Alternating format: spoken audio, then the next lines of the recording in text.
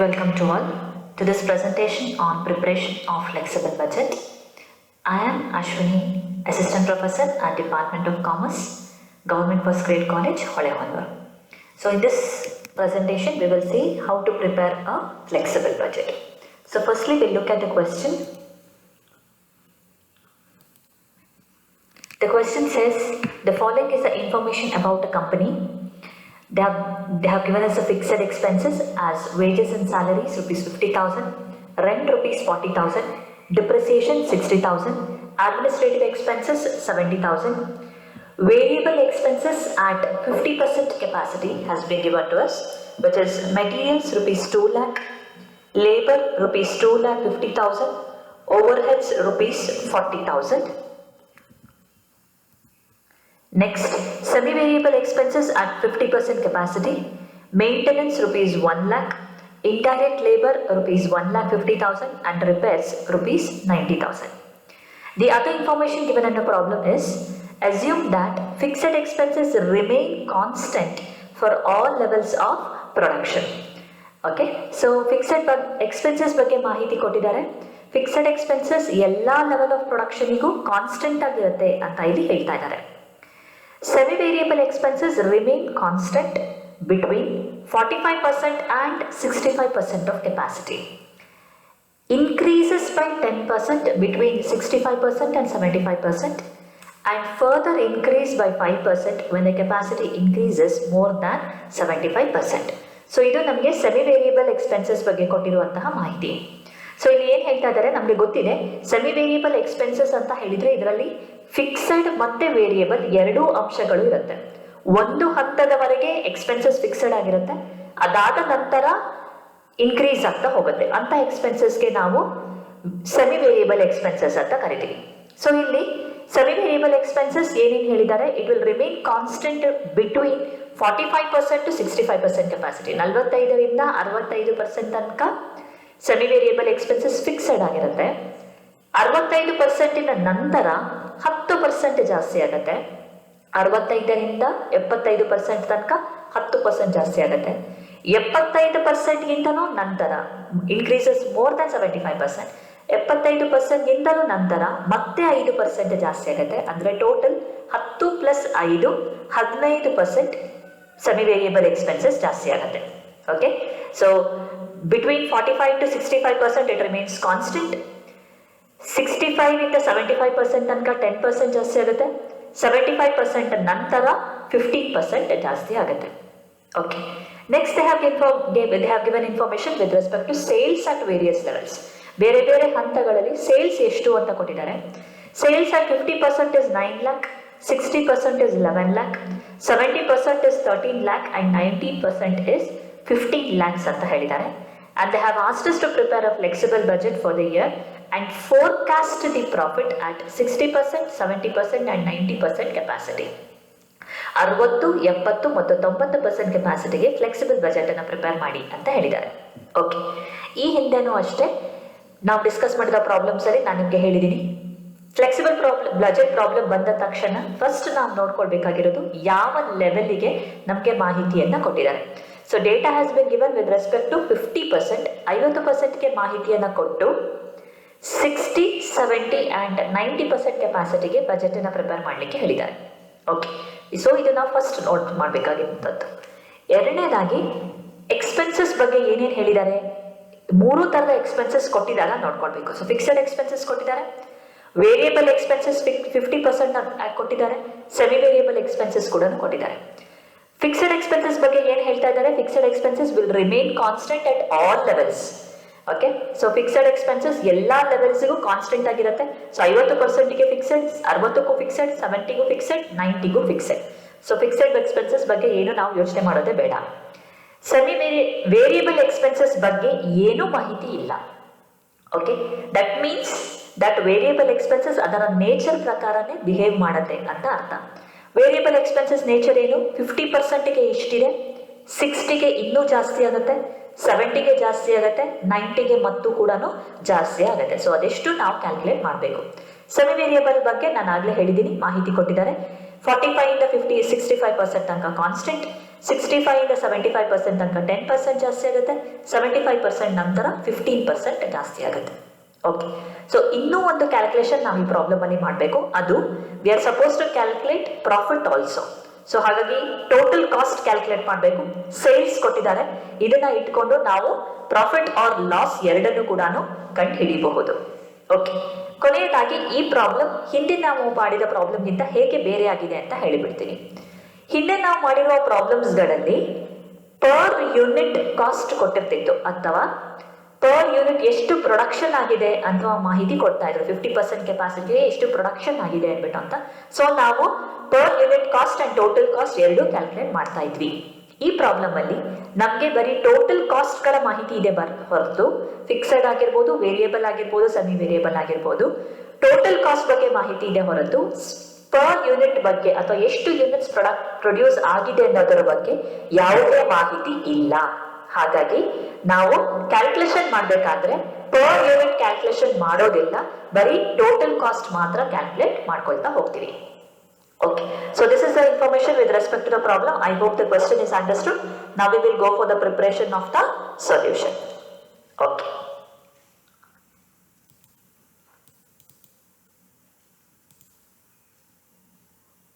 So we will prepare a flexible budget at 50%, 60%, 70% and 90% capacity. Format ಹಾಕೊಂಡಿದ್ದೀನಿ ನಾನು. Particulars 50%, 60%, 70% and 90%. ಇಲ್ಲಿ ನಾನು per unit ತೆಕ್ಕೊಂಡಿಲ್ಲ. ಯಾಕೆ ಅಂತ ಹೇಳಿದ್ರೆ ನಮಗೆ ಪರ್ ಯೂನಿಟ್ ಮಾಹಿತಿ ಕೊಟ್ಟಿಲ್ಲ.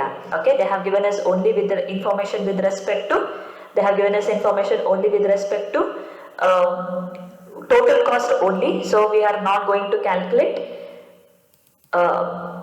per unit calculation. We will be making only cost per unit. We will be making only total calculations. We will not be making cost per unit calculations.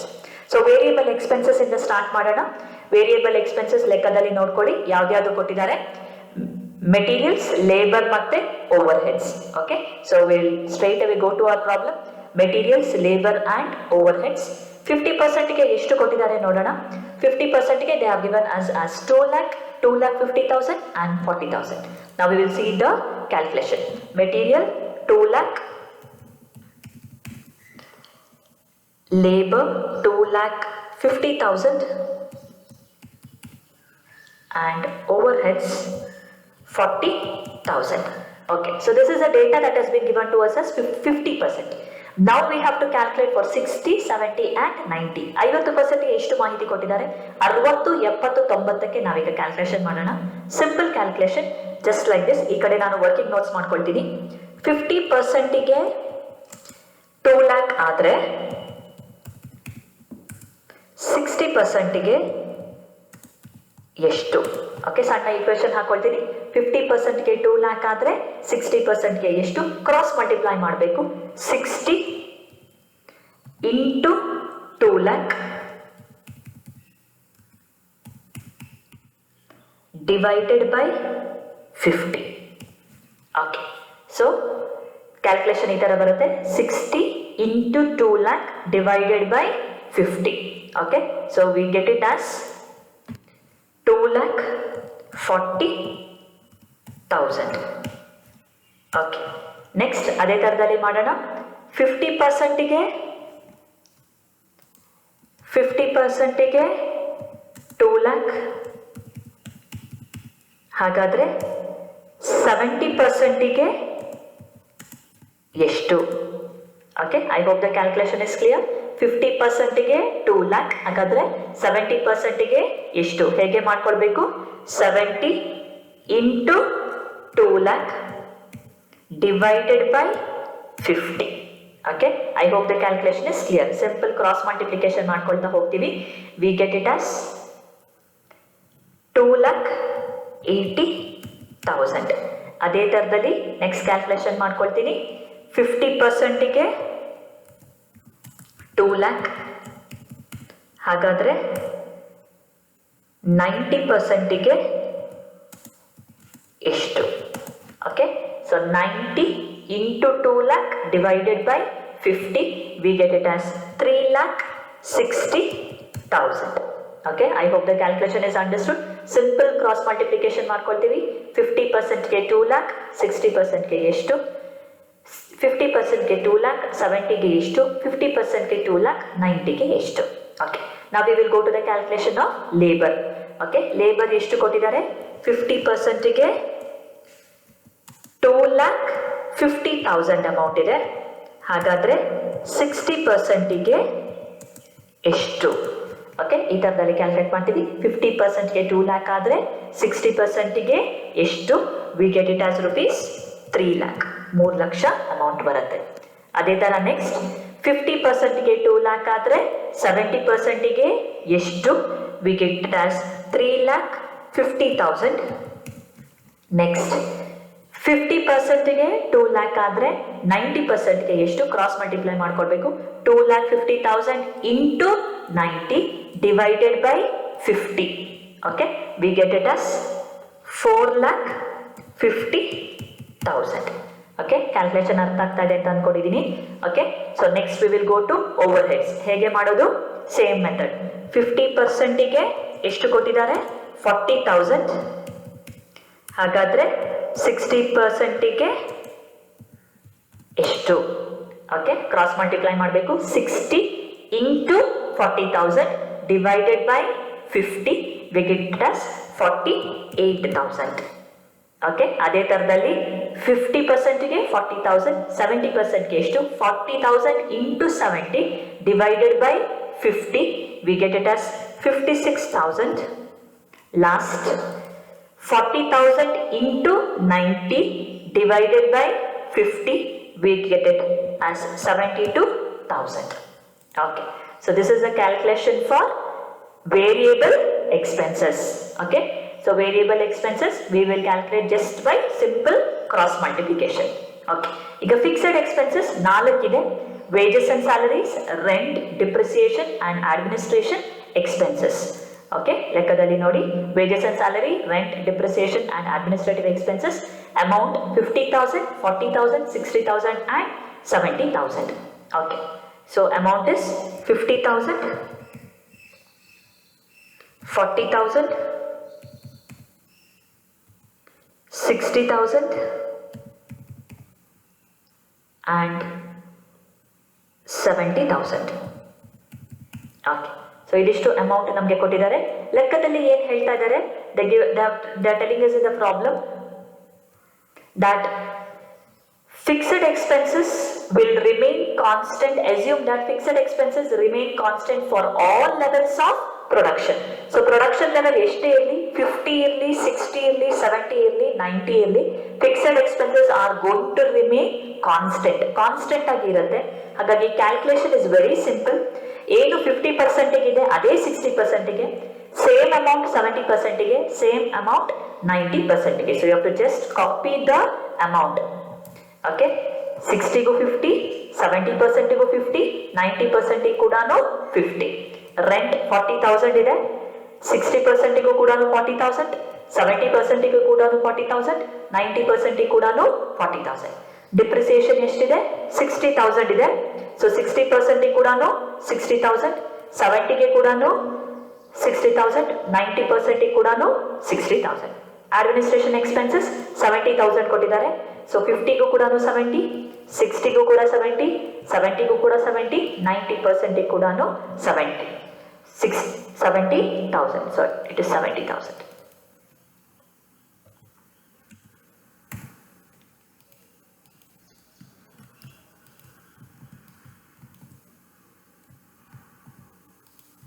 Okay, 70,000. So simple calculation.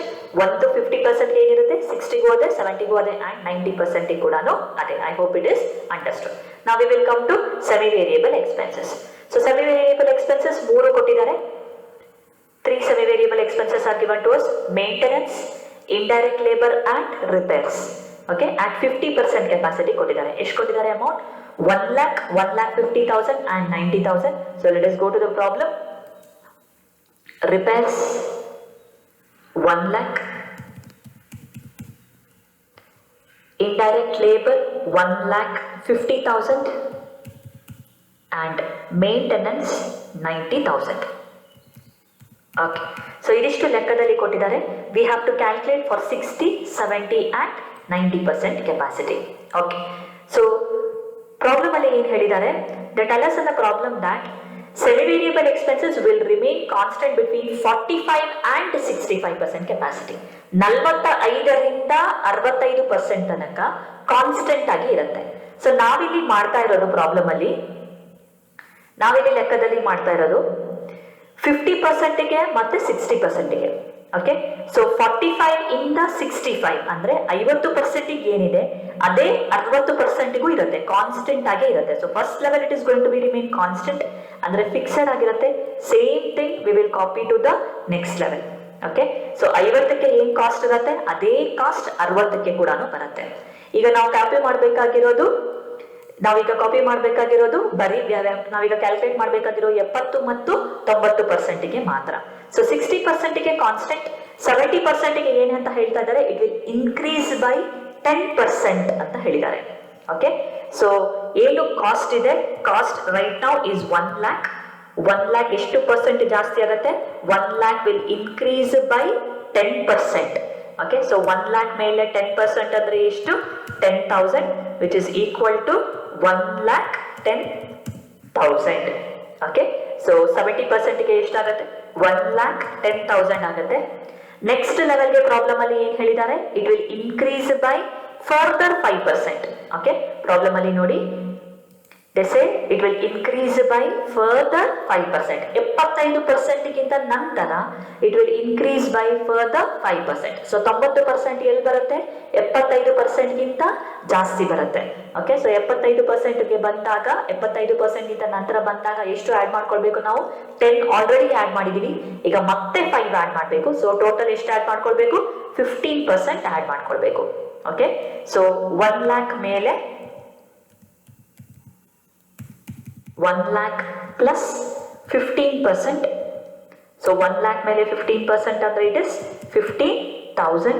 So total it is 1,50,000 rupees. Okay, so first level ಗೆ second level ಗೆ 1,50,000. Okay, calculation ನೋಡ್ಕೊಳ್ಳಿ. First level ಅಲ್ಲಿ 1 lakh ಇದೆ 50% ಗೆ, 60%ಗೆ ಎಷ್ಟಿರುತ್ತೆ, constant.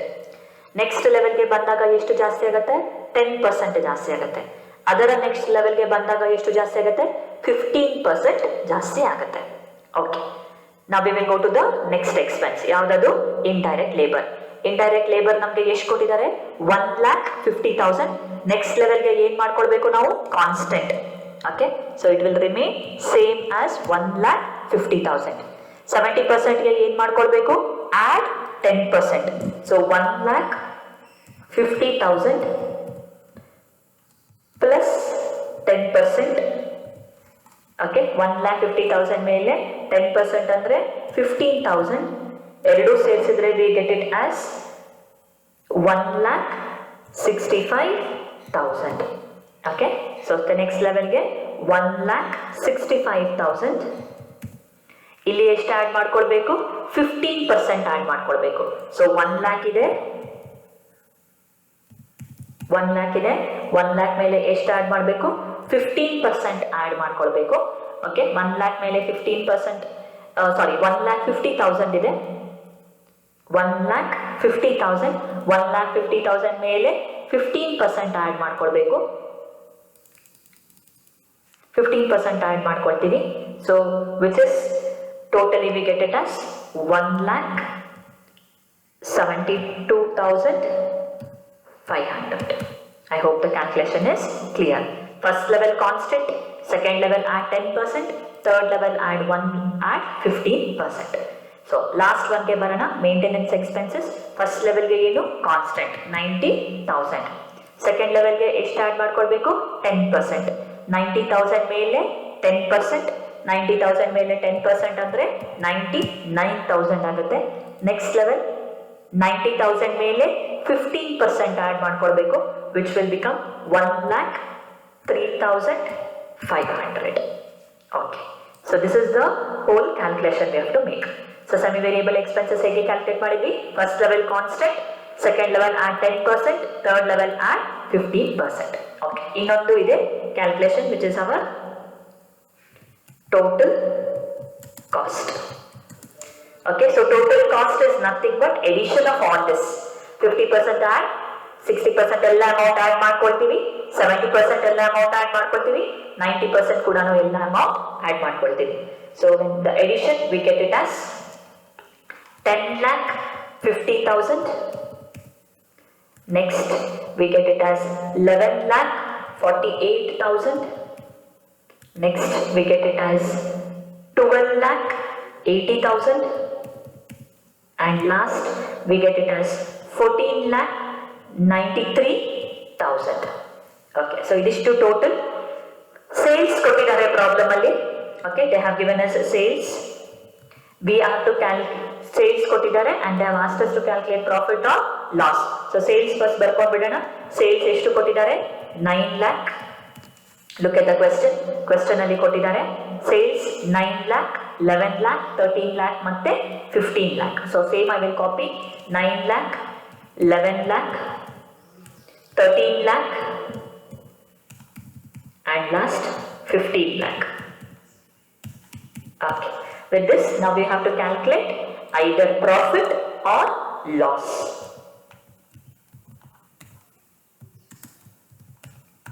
Okay, they have asked us to calculate profit or loss. So first one ನೋಡ್ಕೊಳ್ಳೋಣ. 50% ಗೆ total cost 10,50,000 ಇದೆ, ಸೇಲ್ಸ್ 9 lakh ಇದೆ, ಕಾಸ್ಟ್ ಜಾಸ್ತಿ ಇದ್ದು ಸೇಲ್ಸ್ ಕಡಿಮೆ ಇದೆ, automatically it is going to be a loss ಅಲ್ವಾ. So loss is how much? 1,50,000. either you can write it in bracket or you can write it as minus 1,50,000. Next 60% ಗೆ ನೋಡೋಣ. Cost ಎಷ್ಟಿದೆ? 11,48,000 ಇದೆ, sales ಎಷ್ಟಿದೆ? rupees 11 lakh. So cost ಜಾಸ್ತಿ, sales ಕಡಿಮೆ, again it is a loss of 48,000. Okay, next ಆಗ್ಲೇ ನಾನು ಹೇಳಿದಾಗೆ ಬ್ರಾಕೆಟ್ ಆದ್ರೂ ಹಾಕ್ಬೋದು, ಇಲ್ಲ ಮೈನಸ್ ಆದ್ರ ಅಂತನಾದ್ರೂ ಬರೀಬಹುದು. ನೆಕ್ಸ್ಟ್ 70% ಗೆ total cost is 12,80,000, sales is 13 lakh. Okay, so cost ಕಡಿಮೆ ಇತ್ತು, ಸೇಲ್ಸ್ ಜಾಸ್ತಿ ಇದೆ, so it is a profit of 20,000. Last one 90% ಗೆ total cost is 14,93,000 and sales is 15 lakh. Cost ಕಡಿಮೆ, ಸೇಲ್ಸ್ ಜಾಸ್ತಿ, so it is a profit of rupees 7,000. Okay, so this is our final calculation. ಈ ತರದಲ್ಲಿ ಕಾಣುತ್ತೆ ನಮ್ಮ ಇಡೀ problem. Okay, so flexible budget at 50, 60, 70 and 90% capacity. ಇದು ಮಾಡೋದಿಲ್ಲ, cost per unit calculate ಮಾಡೋದಿಲ್ಲ, ಟೋಟಲ್ ಮಾತ್ರ ಕ್ಯಾಲ್ಕುಲೇಟ್ ಮಾಡ್ಕೊಂಡ್ರೆ ಸಾಕು. Variable expenses, material, labour, over heads. Fixed expenses, wages, rent, depreciation and administrative expenses. Semi variable expenses, repairs, indirect labour and maintenance.